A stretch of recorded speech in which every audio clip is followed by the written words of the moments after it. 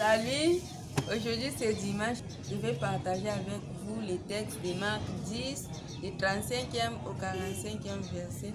Lorsque j'ai médité avec cet évangile, j'ai été touché là où Jacques et Jean, fils de Zébédée, ont demandé à Jésus pour siéger l'un à droite, l'autre à gauche. Et j'étais étonné de savoir que Jacques et Jean étaient les disciples, étaient les apôtres qui vivaient avec Jésus. Ils ont appris beaucoup de Jésus et ils voulaient faire la même mission que Jésus. Et ils sont partis encore demander de siéger l'un à gauche, l'autre à droite. Et je comprenais qu'ils n'ont pas bien compris la mission de Jésus, ils n'ont pas bien compris le pouvoir de Jésus. Or, le pouvoir de Jésus, sa mission ici sur cette terre, était de donner la parole de Dieu pour la multitude des mondes, était pour attirer les hommes vers son Père. Et les disciples comprenaient ça, mais lorsqu'ils étaient partis demander encore de siéger l'un à gauche, l'autre à droite, je voyais que les disciples ont cherché la première place.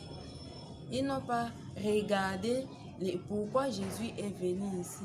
Et pour nous, comme Verbum Dei, notre mission est grande. Notre mission est de donner la parole de Dieu à travers ceux qui en ont besoin.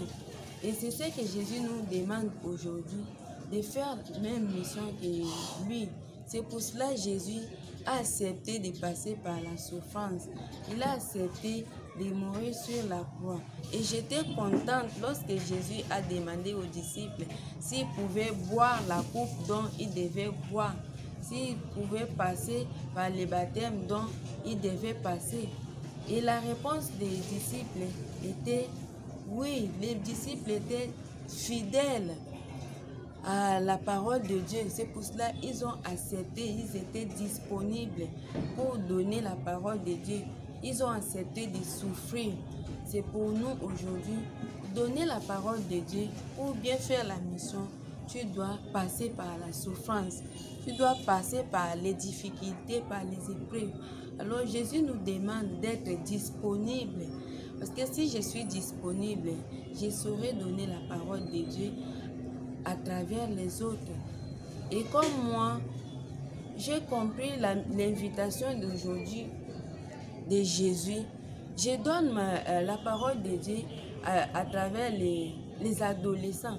Je donne en disposant mon temps pour préparer la formation.